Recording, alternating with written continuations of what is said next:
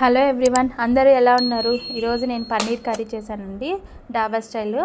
So ఎలా చేస్తానో ఈరోజు చూద్దాం రండి. Welcome to Kaira Pragna vlogs అండి.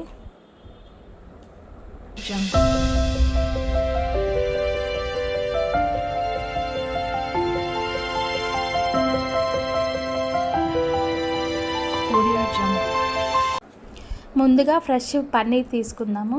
సో దీన్ని ఏంటంటే చిన్న చిన్న ముక్కలుగా కట్ చేసేసి హాట్ వాటర్లో వేసుకోవాలండి. కొద్దిసేపు అలానే ఉంచాలి, అప్పుడే సాఫ్ట్గా వస్తాయి. సో మసాలా కోసం అని చెప్పేసి టమాటా, ఆనియన్స్, క్యాష్యూ నట్స్, తర్వాత గ్రీన్ చిల్లీస్, ఇంకా ఎట్లా అంటే కార్డమమ్, క్లోవ్స్, తర్వాత ఏంటంటే షాజీరా, అన్ని మసాలాలు స్పైసెస్ తీసుకోవాలి. దాని తర్వాత ప్యాన్ తీసేసుకొని మసాలాలు యాడ్ చేయాలండి. దాని తర్వాత ఆనియన్స్ వేయాలి, పచ్చిమిర్చి అన్నీ ఒకదాని వెనకాల ఒకటి వేసేసి దీన్ని మనము నూనెలో వేయించుకోవాలి. సో జింజర్, గార్లిక్ కూడా ఇందులోనే వేసేసుకొని మనం వేయించుకోవాలి. సో ఇలా పేస్ట్ పట్టేసుకున్న తర్వాత అదే ప్యాన్ తీసేసుకొని అందులో బటర్, ఆయిల్ వేసేసుకొని అందులో కొంచెం జీరా, కరివేపాకు వేసుకోవాలి.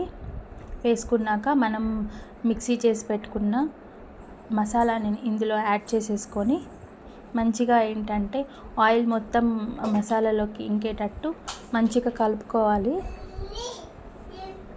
సో ఇప్పుడు లిడ్ పెట్టేసి ఇప్పుడు నూనె పైకి తేలే వరకు అది ఇలా రావాలండి. సో అప్పుడు కొంచెం కలుపుకున్న తర్వాత ఇక్కడ మసాలాలు యాడ్ చేసుకోవాలి. అన్నీ ఎట్లా అంటే పసుపు, కారం, ధనియా పౌడరు, గరం మసాలా, జీరా పౌడర్, సాల్ట్ వేసేసుకోవాలి. వేసేసుకొని కలుపుకోవాలండి.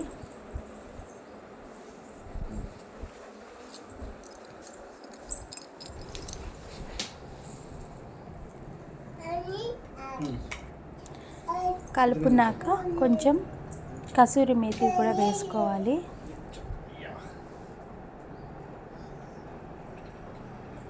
వేసుకున్నాక ఇప్పుడు బాగా గిలకొట్టిన పెరుగును వేసేసుకొని బాగా ఎట్లా అంటే స్మూతీ టైప్లో చేయాలండి. బాగా ఇలా కలిపెట్టేసుకోవాలి.